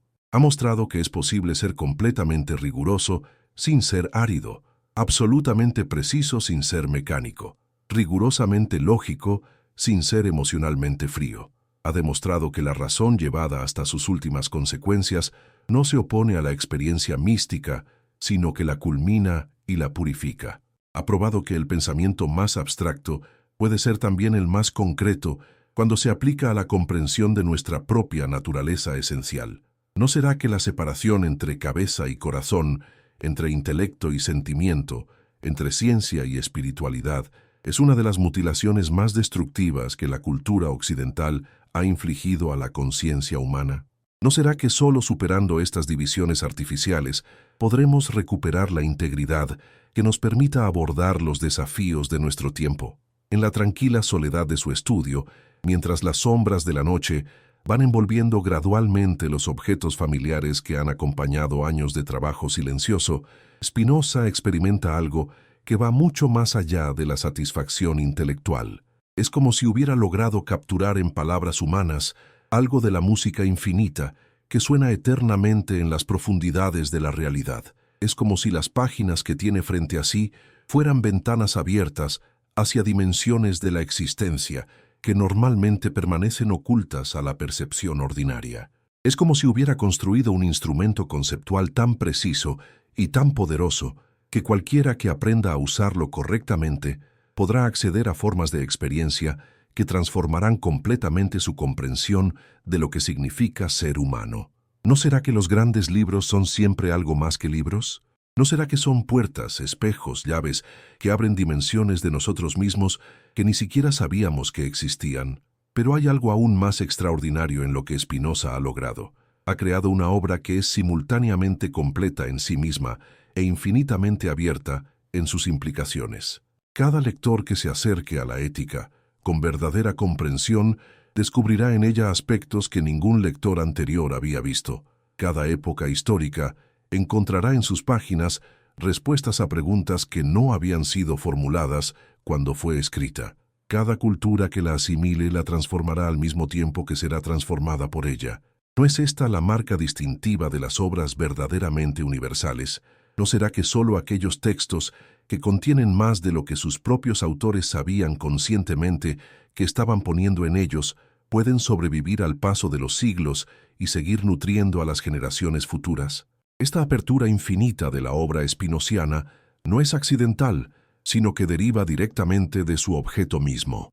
Al escribir sobre la sustancia infinita, Spinoza ha tenido que crear un lenguaje capaz de contener lo incontenible, conceptos capaces de pensar lo impensable, estructuras lógicas capaces de demostrar lo indemostrable. El resultado es un texto que participa de alguna manera de la infinitud de aquello sobre lo que habla. Cada proposición de la ética es como un fractal que contiene en miniatura la estructura del conjunto total. Cada parte refleja el todo desde una perspectiva particular, pero el todo trasciende siempre la suma de sus partes. ¿No será que solo un método infinito puede ser adecuado para tratar de temas infinitos? ¿No será que la finitud de nuestros conceptos humanos solo puede ser superada mediante la construcción de sistemas conceptuales que apunten más allá de sí mismos hacia lo que no puede ser conceptualizado? En las horas más profundas de la noche, cuando el silencio se vuelve tan completo que parece sólido, Spinoza experimenta momentos de claridad tan intensa que el mundo ordinario parece disolverse, revelando la estructura luminosa de la realidad subyacente. En esos instantes, comprende directamente, sin mediación conceptual, lo que ha estado tratando de demostrar mediante argumentos lógicos. Ve con evidencia inmediata que no hay realmente separación entre el pensador y lo pensado, entre el conocedor y lo conocido, entre el amante y lo amado. Experimenta visceralmente que la dualidad sujeto-objeto es una construcción útil, pero no una verdad última. Siente en cada célula de su ser que la individualidad personal es una modulación temporal de algo que trasciende completamente los límites individuales. ¿No será que todos los conceptos filosóficos más abstractos son intentos de comunicar experiencias que en su forma pura trascienden completamente el lenguaje? ¿No será que la función última de la filosofía no es proporcionar información sobre la realidad, sino crear las condiciones para el reconocimiento directo de lo que ya somos? Estas experiencias de unidad inmediata no contradicen el trabajo conceptual riguroso que Spinoza ha realizado durante años, sino que lo confirman desde dentro. La lógica implacable de la demostración geométrica y la intuición directa de la unidad cósmica se revelan como aspectos complementarios de un mismo proceso de comprensión. No se puede alcanzar realmente la segunda sin haber transitado completamente la primera, pero la primera solo encuentra su sentido pleno cuando desemboca en la segunda. ¿No será que razón e intuición, lejos de ser facultades opuestas, son fases de un mismo movimiento de la conciencia hacia la verdad? ¿No será que las dicotomías que nos parecen tan evidentes se disuelven naturalmente cuando alcanzamos niveles suficientemente profundos de comprensión? Mientras contempla las páginas manuscritas que contienen la síntesis de toda una vida de búsqueda espiritual, Spinoza comprende que su obra individual forma parte de un proceso mucho más vasto que la trasciende completamente. Es un momento necesario en el despertar gradual de la humanidad a su propia naturaleza divina. Es un eslabón indispensable en la cadena de transmisión de la sabiduría perenne, que se adapta continuamente a las formas culturales de cada época. Es una contribución específica al diálogo eterno entre la finitud humana y la infinitud cósmica, que constituye el núcleo de toda auténtica espiritualidad. ¿No será que cada verdadero buscador es al mismo tiempo completamente único en su individualidad y completamente universal en su función? ¿No será que la paradoja de la existencia humana consiste precisamente en que solo podemos acceder a lo universal a través de lo más específicamente personal? Esta perspectiva cósmica no disminuye la importancia de la contribución spinoziana, sino que la sitúa en su verdadero contexto. La ética no es solo un libro excepcional escrito por un individuo genial, sino un momento de autoconciencia de la especie humana en su conjunto. Es la humanidad despertando a la comprensión de su propia naturaleza divina y encontrando en Spinoza el instrumento temporal necesario para articular esta comprensión en formas que puedan ser transmitidas y desarrolladas por las generaciones futuras. ¿No será que los llamados genios individuales son en realidad puntos de condensación de procesos colectivos que los trascienden? ¿No será que la evolución de la conciencia humana requiere periódicamente de individuos que sirvan como catalizadores para transformaciones que ya estaban gestándose en las profundidades invisibles de la cultura? En las páginas finales de la Ética, Spinoza ha logrado algo que parecía imposible: demostrar geométricamente que el amor es la estructura fundamental de la realidad. Ha probado con rigor lógico que la sustancia infinita debe ser concebida como amor infinito, porque incluye en sí misma todo lo que existe sin excluir nada. Ha mostrado que nuestro amor hacia Dios es literalmente el amor de Dios hacia sí mismo, experimentándose a través de nosotros. Ha revelado que la beatitud suprema consiste en reconocer que somos ya aquello que hemos estado buscando durante toda la vida. No es extraordinario que las verdades más sublimes de la mística puedan ser demostradas con el mismo rigor que los teoremas matemáticos. ¿No será que amor y lógica, lejos de ser incompatibles, son expresiones diferentes de una misma armonía cósmica? Esta identificación final entre amor y conocimiento, entre beatitud y comprensión, entre eternidad y presente, constituye el núcleo más íntimo de toda la filosofía espinociana. No se trata de conceptos abstractos que debamos aceptar intelectualmente, sino de realidades vivientes que podemos experimentar directamente cuando nuestra comprensión alcanza la profundidad suficiente. Cuando conocemos verdaderamente algo, lo amamos necesariamente porque reconocemos en ello un aspecto de nuestra propia esencia infinita. Cuando amamos verdaderamente algo, lo conocemos inevitablemente porque el amor auténtico es siempre una forma de reconocimiento. ¿No será que la separación entre conocimiento y amor es otra de las divisiones artificiales que mantienen fragmentada la experiencia humana? ¿No será que solo cuando recuperemos la unidad primordial entre saber y amar, podremos acceder a formas de sabiduría que trasciendan las limitaciones de la racionalidad puramente abstracta? Pero el amor intelectual de Dios que Spinoza describe en las páginas culminantes de su obra no es una experiencia esotérica reservada para unos pocos iniciados. Es el estado natural de cualquier mente que ha comprendido su verdadera naturaleza. Es la consecuencia inevitable de un proceso de clarificación conceptual que está al alcance de cualquier ser humano dispuesto a pensar con suficiente honestidad y coraje. Es el fruto maduro de una educación auténtica que conduce progresivamente de la confusión a la claridad, de la fragmentación a la unidad, de la esclavitud emocional a la libertad espiritual. ¿No será que hemos complicado innecesariamente el camino hacia la realización espiritual? ¿No será que la felicidad suprema está mucho más cerca de lo que imaginamos, oculta únicamente por las ideas confusas que tenemos sobre nosotros mismos? En la quietud absoluta de esa noche, en la que una obra maestra ha alcanzado su forma definitiva, algo está cambiando en las dimensiones invisibles donde se gestan las transformaciones culturales. Las ideas que Spinoza ha cristalizado en sus páginas manuscritas comenzarán pronto su viaje a través del tiempo, encontrando en cada época las mentes preparadas para recibirlas y desarrollarlas. Se infiltrarán silenciosamente en el pensamiento científico, revelando que el estudio de la naturaleza es una forma de contemplación divina. Fermentarán discretamente en la conciencia política, mostrando que la igualdad humana es una verdad metafísica antes que un ideal moral.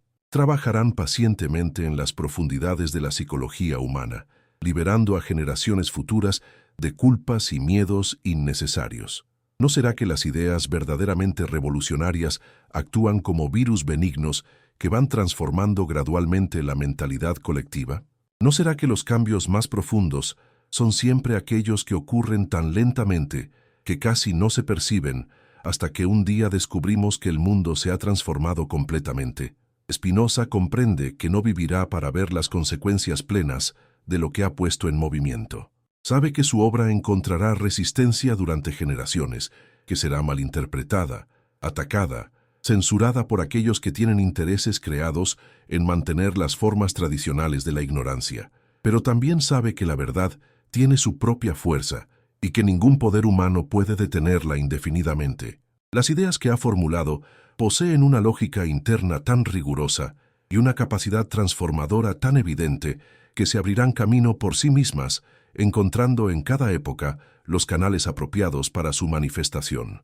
¿No será que la paciencia histórica es una de las virtudes más necesarias para quienes trabajan en la transformación profunda de la conciencia humana?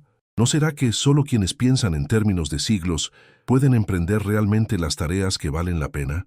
En las últimas horas de esa noche memorable, mientras el amanecer se prepara silenciosamente en el horizonte, Spinoza experimenta una forma de gratitud que trasciende completamente la dimensión personal.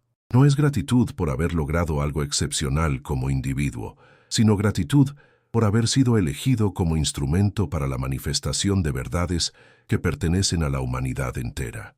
No es satisfacción por el reconocimiento que pueda recibir, sino humildad ante el privilegio de haber participado en el proceso eterno mediante el cual la realidad se comprende a sí misma.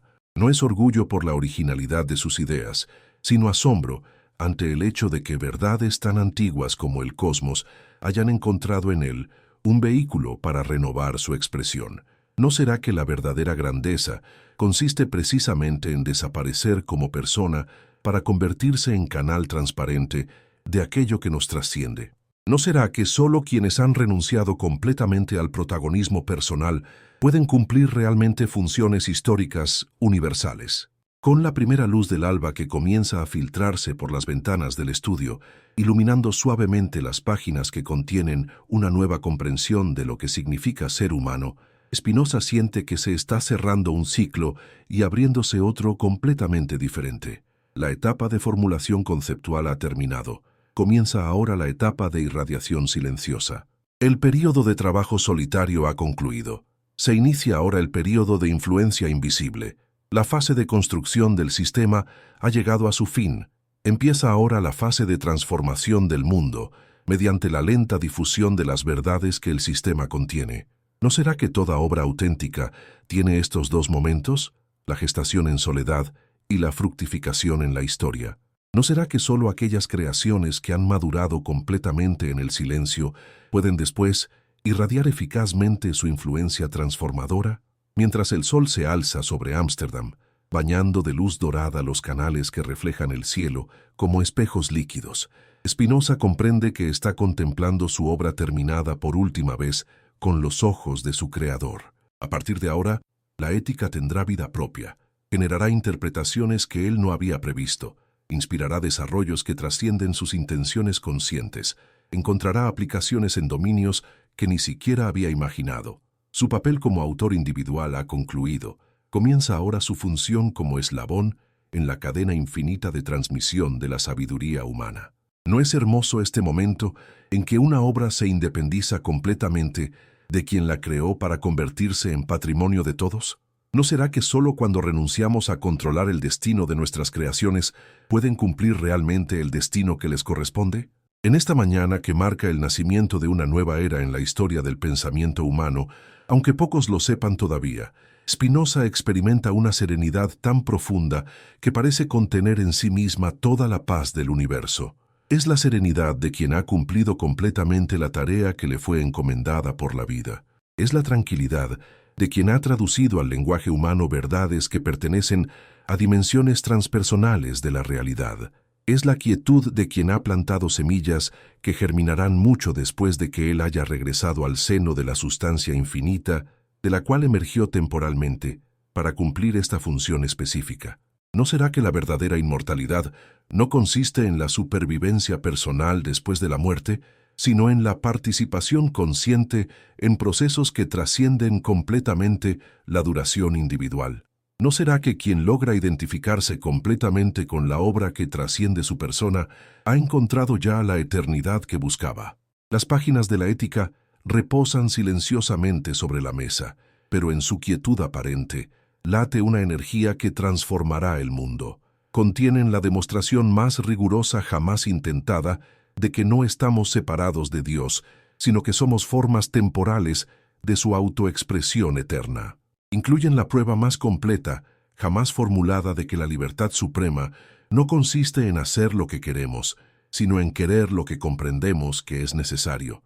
Encierran la revelación más clara, jamás articulada, de que la felicidad perfecta no se encuentra en la satisfacción de deseos externos, sino en el reconocimiento de nuestra propia naturaleza infinita.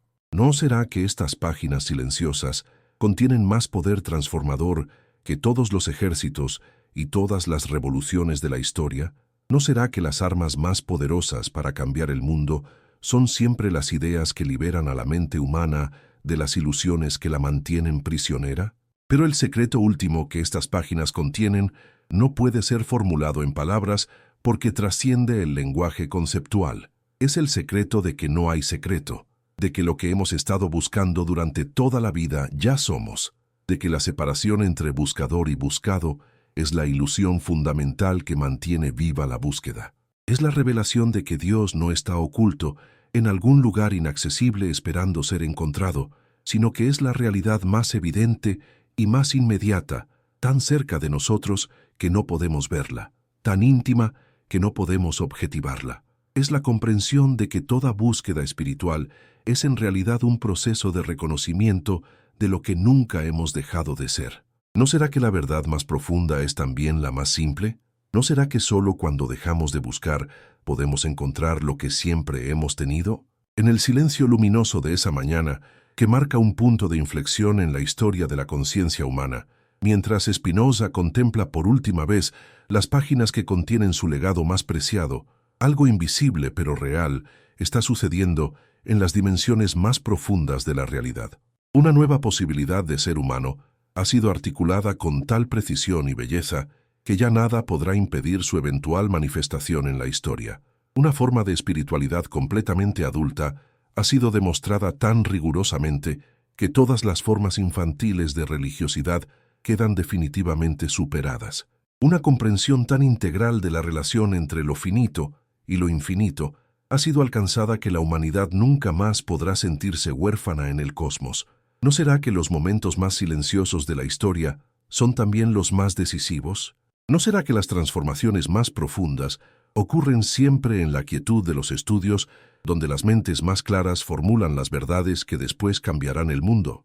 Y así, en la soledad dorada de esa mañana de Ámsterdam, mientras el mundo continúa su curso ordinario sin sospechar que algo extraordinario acaba de suceder, Baruch Spinoza cierra suavemente el manuscrito de la Ética y sonríe con la sonrisa de quien sabe que la verdad no puede ser enterrada para siempre, que las semillas plantadas en silencio germinarán inevitablemente cuando llegue su tiempo. Que, la luz una vez encendida, se extenderá gradualmente hasta iluminar todos los rincones de la conciencia humana. ¿No será que esta confianza serena en el triunfo final de la verdad es la marca distintiva de todos aquellos que han logrado identificarse completamente con fuerzas que trascienden la duración individual? ¿No será que quien ha encontrado la eternidad en sí mismo puede contemplar con perfecta ecuanimidad el desarrollo temporal de las consecuencias de su trabajo? La historia juzgará si estas palabras eran proféticas, si esta obra silenciosa tenía realmente el poder transformador que su autor le atribuía, si estas ideas aparentemente abstractas podían realmente liberar a la humanidad de sufrimientos milenarios. Pero ya ahora, en este momento eterno que trasciende todas las coordenadas temporales, la verdad que Spinoza ha formulado tan clara y hermosamente resuena en cualquier mente dispuesta a recibirla. No estamos separados de lo divino, no necesitamos intermediarios para acceder a la verdad, no tenemos que esperar la muerte para experimentar la eternidad. Somos ya lo que hemos estado buscando, tenemos ya lo que hemos estado anhelando, somos ya libres aunque no lo sepamos. Solo falta reconocerlo, y ese reconocimiento, cuando llega, transforma todo sin cambiar nada, revela que el reino de los cielos siempre estuvo aquí, oculto únicamente por la transparencia de su presencia. ¿No será que esta es la buena nueva más radical que jamás se haya anunciado? ¿No será que su tiempo de manifestación plena ha llegado por fin?